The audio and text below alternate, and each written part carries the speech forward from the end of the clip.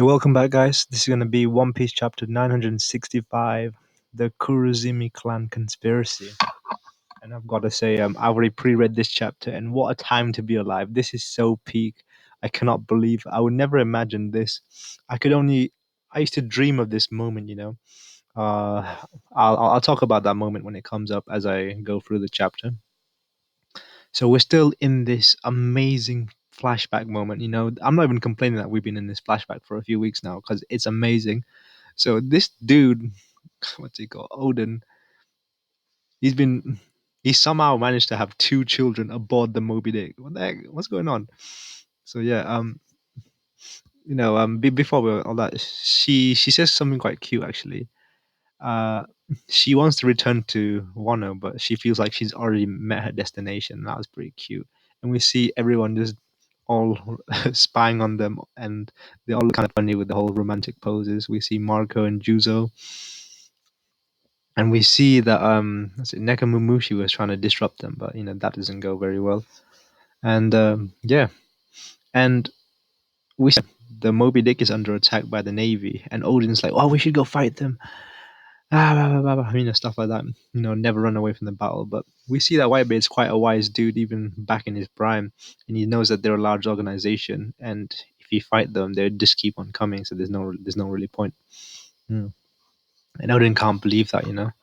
And I like how Whitebeard makes a reference to, in a way, his country is free because they're not under the control of the world government anyway. Mm. So now we see that. What do we see? We see that Odin's been traveling with Whitebeard for quite a while now because his first son Momonosuke is born, so that's pretty dope. And somehow he managed to make Momonosuke on the Moby Dick. To be fair, that's pretty. What's it called? Momonosuke's birth is quite legendary. For him to be born on the ship of one of the greatest pirates of all time, that's pretty crazy. And we also see the origins of the division leaders, and that's because his crew keeps on getting bigger and bigger, and that kind of makes sense. And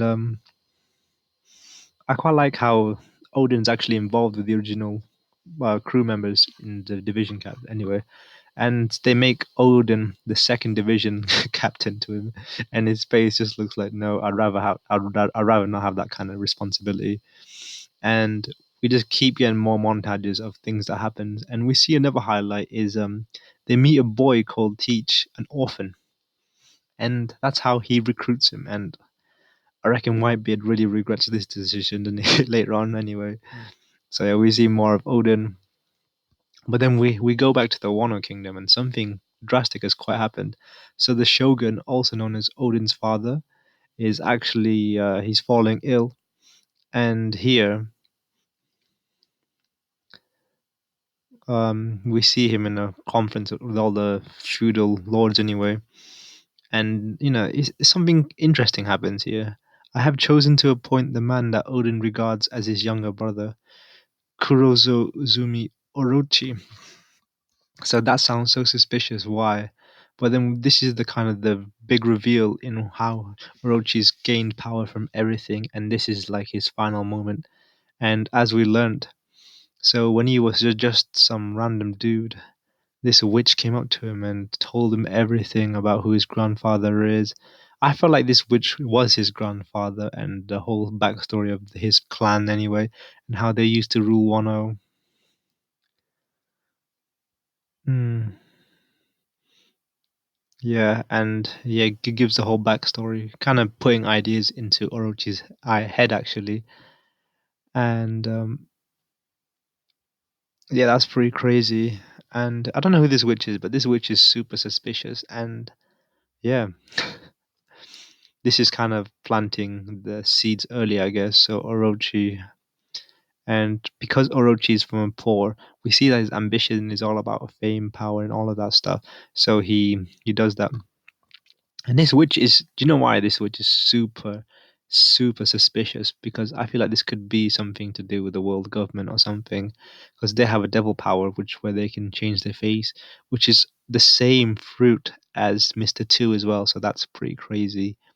So yeah, oh my goodness, conspiracy already in there. So because of what been planted in Orochi's head, we kind of see the flashback, that everything that's led up to this moment, in the fact how when what's this called, when the Lord Yusuke's money was stolen from the vault, Odin was to blame when that was actually, Orochi himself. And the first thing Orochi's goal is to do is just to get a lot of money. And we see him constantly ask Odin for money. And because Odin, he's not the cleverest idiot, is he? I mean, he's just an idiot. I mean, he's just too naive and too kind, and he just keeps on giving him money and money. And because of that, he's managed to get a lot of money. And because of that, we also find out that he's still in contact.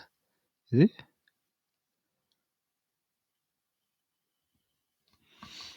And he's still in contact with the witch guy. So this witch guy was actually pretending to be Odin's dad, because I reckon Odin's dad's already dead at this point. And damn, that's pretty crazy. So now Orochi's the new shogun, and his conspiracy to take over has now been completed. That's pretty crazy. So now we know that Odin's been with Whitebeard for 4 years, and oh my god, this is when things get really hyped, to be honest. They see everything running away from the island, all the creatures, everything. And everyone's wondering, what kind of monster is there? Is this some kind of natural disaster on the island? Go take a look, Marco. No way. That doesn't sound like fun to me. Come on, here. Everything's fine. There's no big deal. So they land on the island, and you see all the big beasts just running away. Like there must be something crazy, some big ass monster on this thing. But no, guess who it was? It's the gold. It's the word thing you want to call it. I don't know what pirates are they actually. Well, it's Goldie Rogers' pirate crew anyway. That's who's there. And we see Goldie Roger handling some marine anyway. Next time, bring someone like Sengoku or Garp. You guys aren't even worth my time, Captain. So we see young Buggy, and we see Crocus, Rayleigh, Shanks, and Goldie Roger himself. I gotta say, the prime Goldie Roger design looks so cool. He actually looks really strong and badass, and the fact that he looks a lot like Shanks as well kind of says, we see where Shanks gets his looks from now, and he looks quite handsome as well. And yeah, that's pretty crazy. So now they know that Whitebeard's here. This shore is a rowdy island. They must have already disembarked. Uh, since our lives are endless brawls anyway, we might as well go at it. After all, I don't have much longer. This may be the final encounter with each other, Whitebeard. Wow. Okay, so at this point, the fact that Crocus is in the crew anyway suggests that Goldie Rogers already suffered something to his illness, and he doesn't have much to live, because that's the whole reason for Crocus joining the crew, to look after his illness anyway. So yeah, I want to see what kind of clash would happen, and this is something I've only ever imagined would eventually come. Prime Whitebeard versus Prime Goldie Roger. That was the fight that everyone wanted to see, and I used to imagine and fantasize what this fight would look like, and I really hope next week we can see what this fight's going to look like, because oh my god, this might be one of the best fights ever. This is like the top of the, what you call it, the top of the food chain fights, the top tier fights of One Piece, the most pinnacle of power. I can't wait to see what that's going to look like. And let's just talk about Roger's crew as well here. So who do we see? So we find out that Roger had some fishmen in his crew as well. Oh my goodness, that's pretty crazy. Well, I never assumed he would have fishmen in his crew.